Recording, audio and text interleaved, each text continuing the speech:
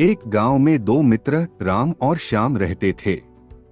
राम बहुत धार्मिक था और भगवान को बहुत मानता था, जबकि श्याम बहुत मेहनती थी।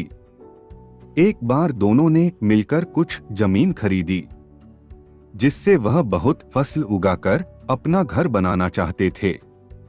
श्याम तो खेत में बहुत मेहनत करता, लेकिन राम कुछ काम नहीं करता, बल्कि मंदिर में जाकर भगवान से अच्छी फसल के लिए प्रार्थना करता था। इसी तरह समय बीतता गया। कुछ समय बाद खेत की फसल पककर तैयार हो गई, जिसको दोनों ने बाजार ले जाकर बेच दिया और उनको अच्छा पैसा मिला। घर आकर श्याम ने राम को कहा कि इस धन का ज्यादा हिस्सा मुझे मिलेगा, क्योंकि मैंने खेत में ज्यादा मेहनत की है। यह बात सुनकर राम बोला, नहीं, धन का तुमसे ज्यादा हिस्सा मुझे मिलना चाहिए, क्योंकि मैंने भगवान से इसकी प्रार्थना की, तभी हमको अच्छी फसल हुई। भगवान के बिना कुछ संभव नहीं है। जब वह दोनों इस बात को आपस में नहीं सुलझा सके तो धन के बंटवारे के लिए दोनों गांव के मुखिया के पास पहुंचे।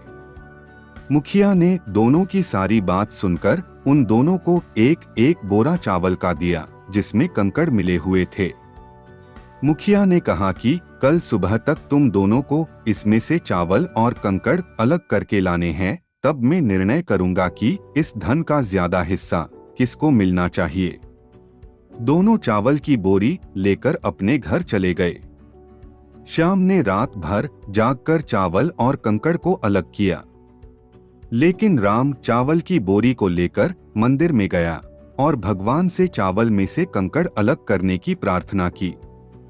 अगले दिन सुबह श्याम जितने चावल और कंकड़ अलग कर सका, उसको लेकर मुखिया के पास गया, जिसे देखकर मुखिया खुश हुआ।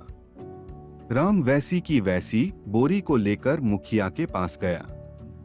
मुखिया ने राम को कहा कि दिखाओ तुमने कितने चावल साफ किए हैं।